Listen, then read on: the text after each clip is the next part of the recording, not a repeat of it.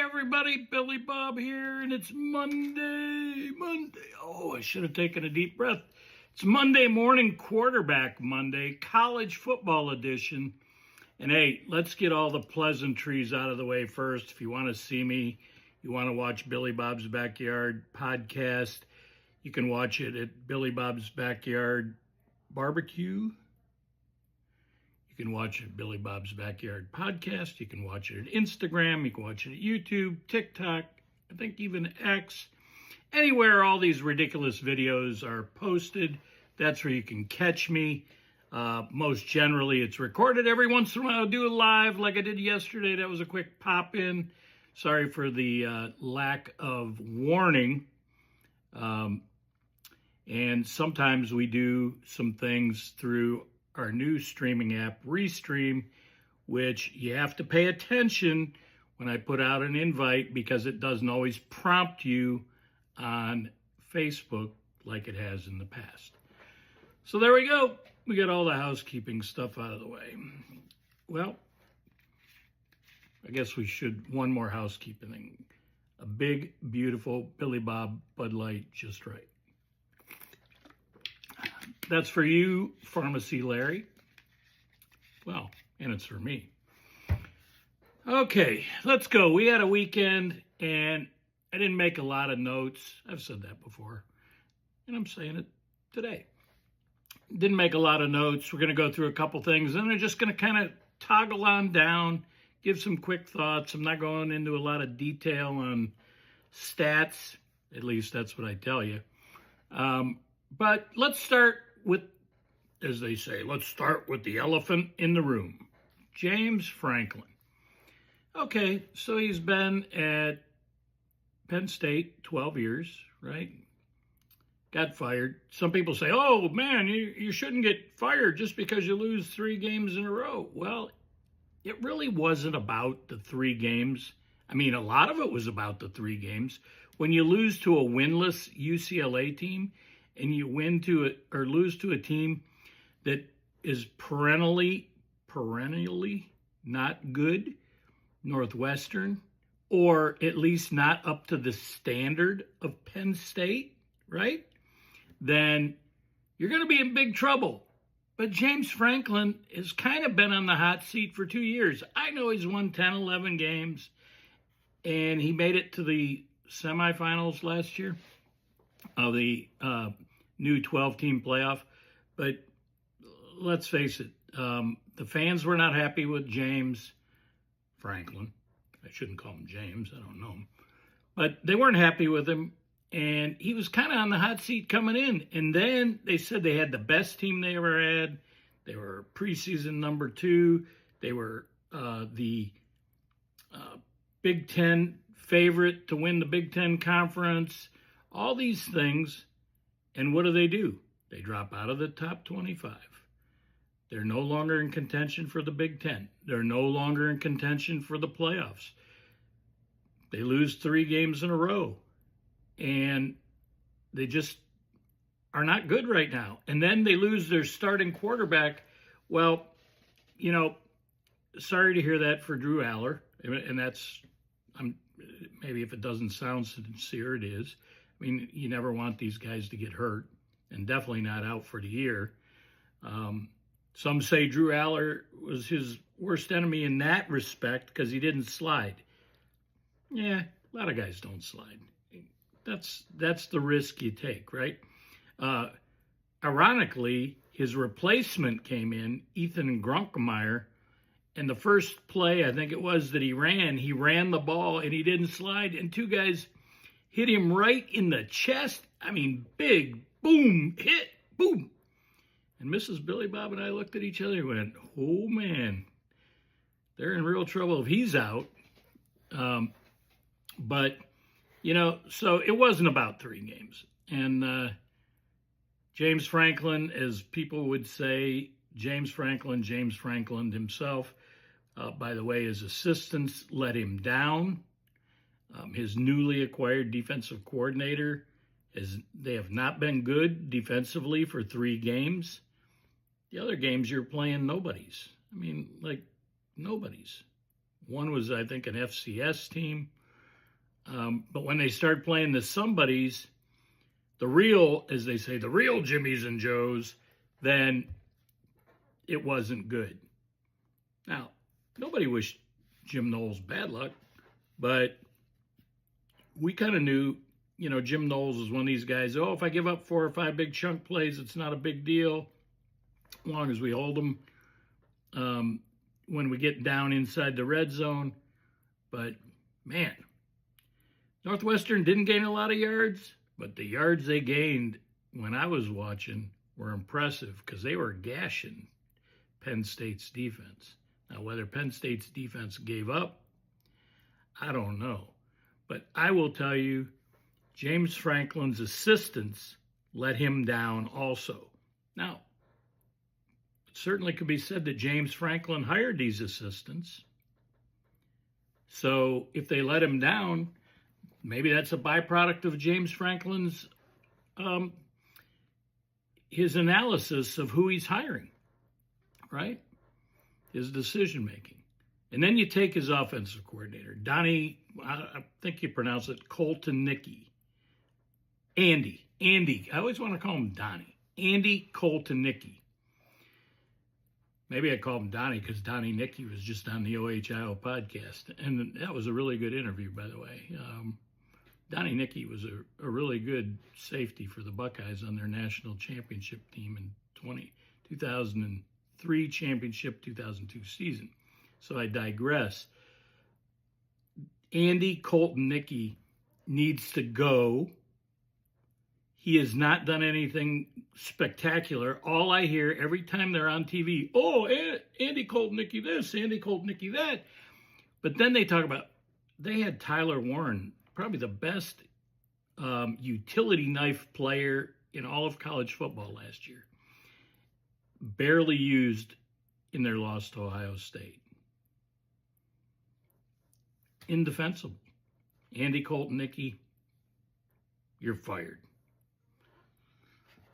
Let's see. The last thing I got on Penn State.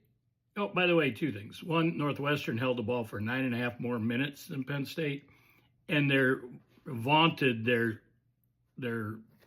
dynamic duo running back. Katron Allen did have 90 yards, but Nicholas Singleton had 20. So between the two of them, they just had over 100 yards, 110 yards. All right, let's look through some of this. I'm going to give you just some basic 1-paragraph, 1-sentence comments. Indiana, Oregon. Indiana's for real. They went on the road. They beat Oregon. And it was 30-20. But it was closer than that in a lot of ways because let's take a look at this. Indiana outscores them by 3 in the first quarter. They tied the second quarter. Indiana outscores them by 4 in the third quarter and by 3 in the fourth. Hence, you come up to 10 points. Let's look. Ole Miss, and a lot of this is top 25. Ole Miss, Washington State. By the way, Washington State got beat by a good, but American Conference North Texas team, like 59-10, okay? Washington State's not even considered in a conference, although they're kind of aligning themselves with the Mountain West. But, North Texas, who pounded Washington State, turns around and get pounded like 63-10 or 63 to something. Was it 63 to something? 63-36 by South Florida, another American Conference team. So Ole Miss, lucky. A&M, Florida, A&M's good. 3-0 in the SEC, 6-0 overall. Texas, nice bounce back. I was going to say Eli Manning. What is the kid's first name? Manning. Why do I have a brain cramp on that? Anyway, Manning had a nice bounce back. Texas had a nice bounce back game after a 23-6 win this week over Oklahoma after getting beat by Florida last week. Alabama, 5 in a row. Tough game on the road against an undefeated Missouri team. It was close, 27-23, but, Alabama prevailed. Ty Simpson, really nice game, 23 of 31. Not a lot of yards, 200 yards, but he had 3 touchdowns. I go back to that Oklahoma game. I don't know, John Mateer, hand injury, surgery, 17 days. He was back. They estimated it would be at least a month. He came back, probably based on stats, probably should not have. 20 completions out of 38, 3 interceptions. Okay. The guy, and he didn't run for much at all, which is what he's known for. Texas Tech, for real, undefeated in the Big 12, put a whooping on Kansas.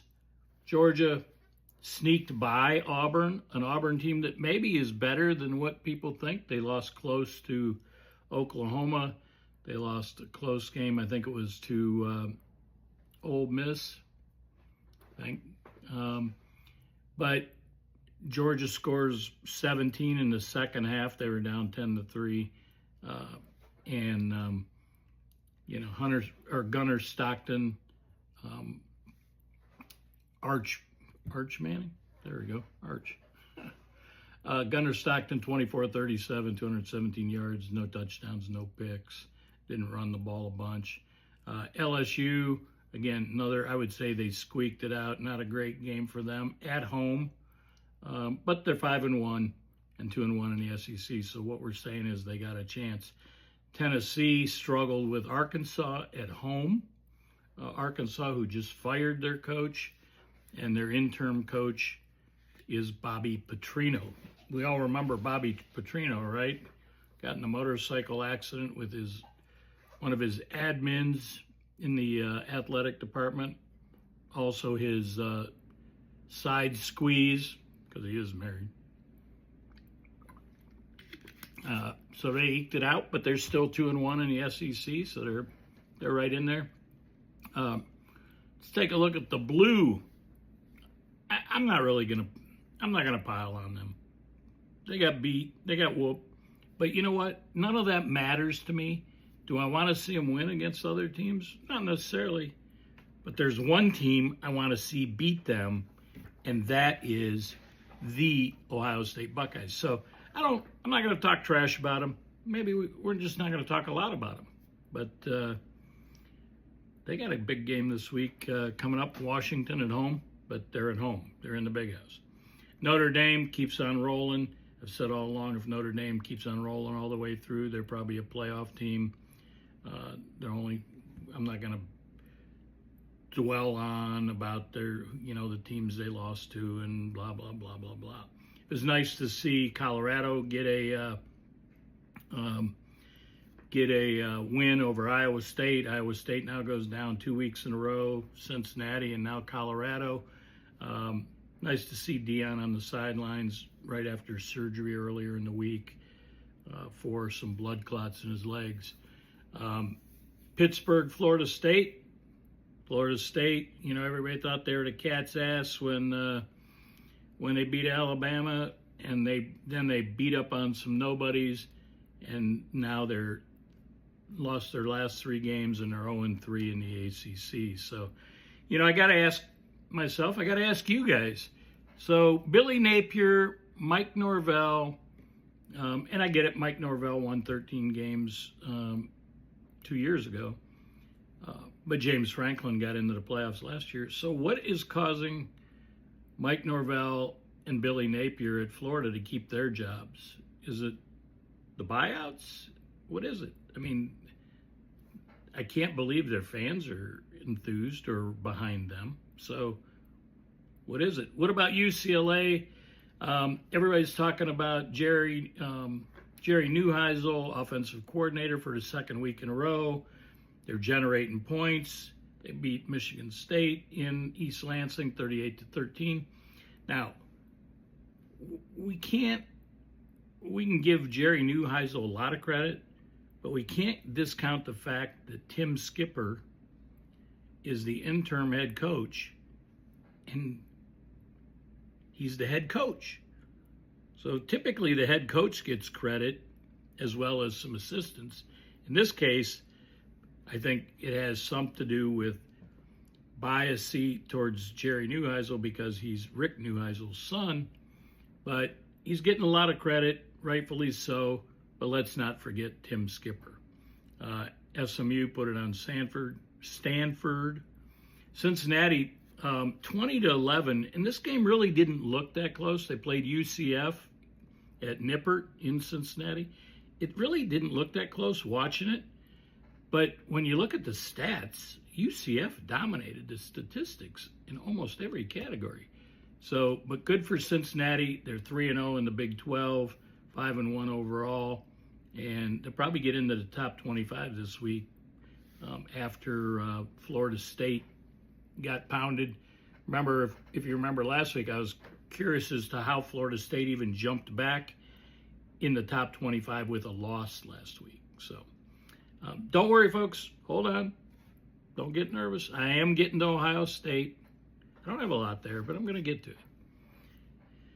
Let's see if there's anything else. Bowling Green beat Toledo in the Battle of I-75. They're right up the road from each other, or Toledo's right up the road from Bowling Green. Bowling Green would be down the road from Toledo. So there you go. We talked about Northwestern, Penn State, Nebraska. Man, one game just really quick to touch on, because the Buckeyes go to Wisconsin this week, as Wisconsin got pounded by Iowa. I believe it was 38-0. And Iowa, for the second week in a row, or the second in 3 weeks, has scored in the 30s. And, man, maybe they got a shot of adrenaline right up their rear end. So let's see if there's anything else really.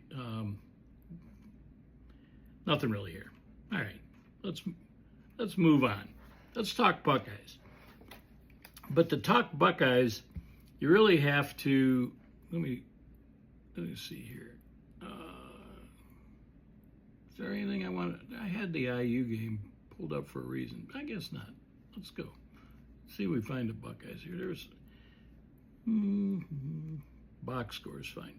Luke Altmaier had a really nice game. You know, Luke Altmaier is a really good quarterback. He was probably figured as one of the top 5 quarterbacks coming into this season.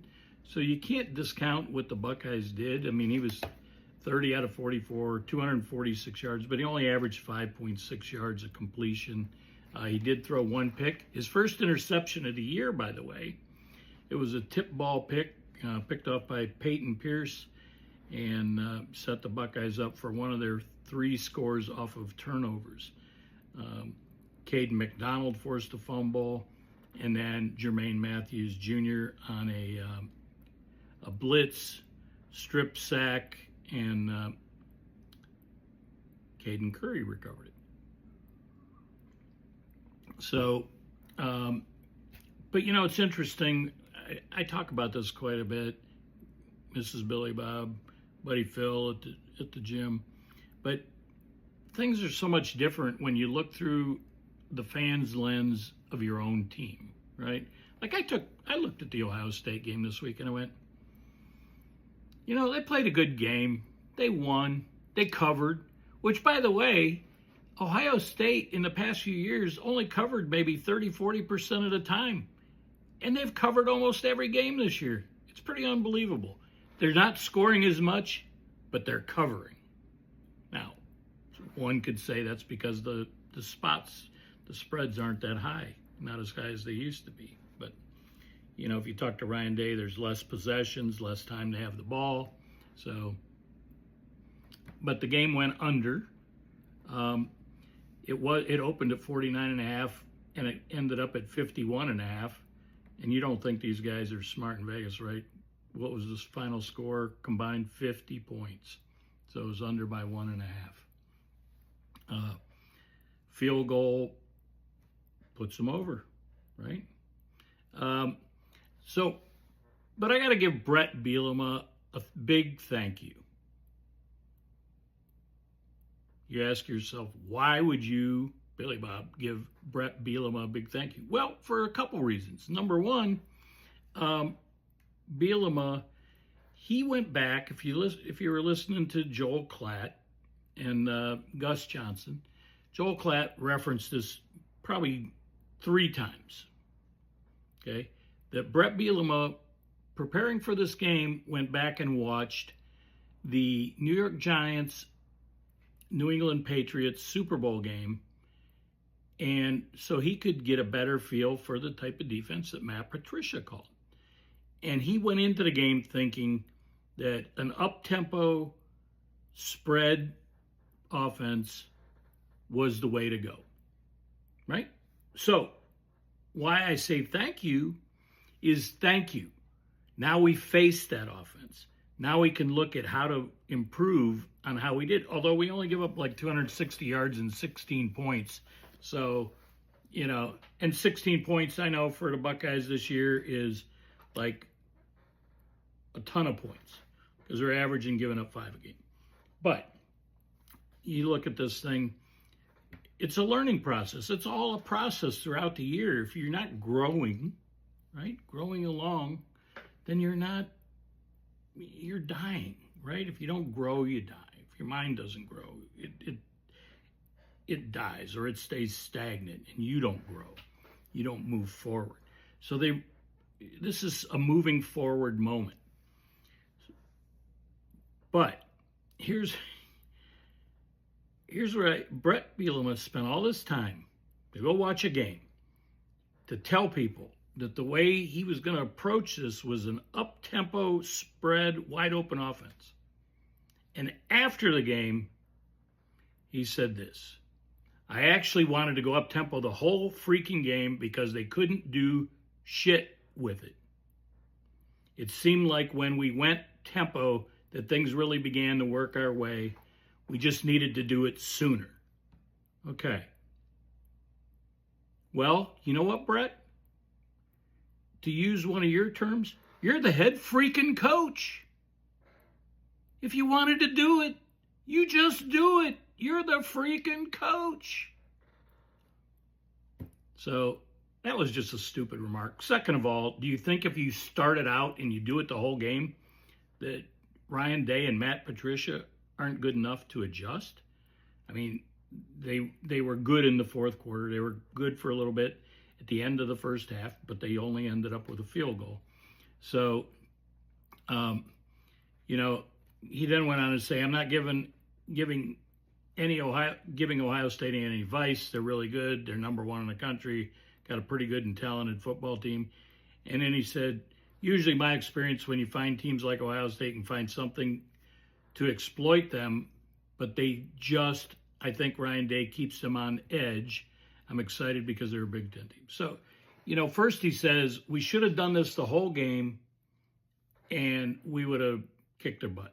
That's kind of what he inferred. And then he said, you think you got something to exploit them, and then it doesn't work because Ryan Day keeps everybody on edge. So, I don't know, but I'll just again say thank you, Bret Bielema, for pointing out one thing that's something that the Buckeyes defense needs to work on. By the way, they did a really nice job with Lorenzo Styles being out. They moved Jermaine Matthews Jr. over to the nickel, which, listening to Donnie Nicky on the OHIO podcast, said that is you think it's just moving from one position to another? It is tantamount. It is learning a whole new position, basically. Just because it says nickel corner or nickel and you were a corner, he's like, no, it doesn't work that way. It's a lot tougher than that. And then you put a true freshman, Devin Sanchez, out there on the island as a corner, and he did pretty good. Did he make some mistakes? Yeah. Would you, if you're a true freshman, first time playing? You're not going to get everything right, dude and dudettes. But, lastly, before we go, Illinois, but I forgot the kid's name. I'm going to look it up here real quick. Number 7 for, let me go over here. Number 7 for Illinois. That kid was a beast. He was the single most destructive guy for Illinois against the Ohio State rushing attack. When there was a hole that looked like it was open, that dude filled it.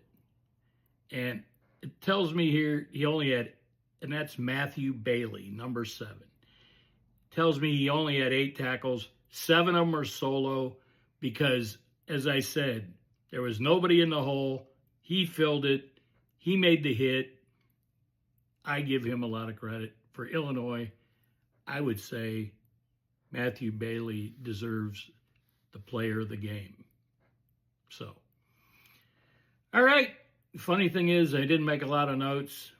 I still talked more than I even talked last week. I appreciate you watching. I told you where to catch up with me, to watch me, so I won't repeat myself today. Getting on the road here in a couple days. We'll catch you from the CLE. But until then, America, land of the free because of the brave. Stay focused, America. Billy Bob, peace out.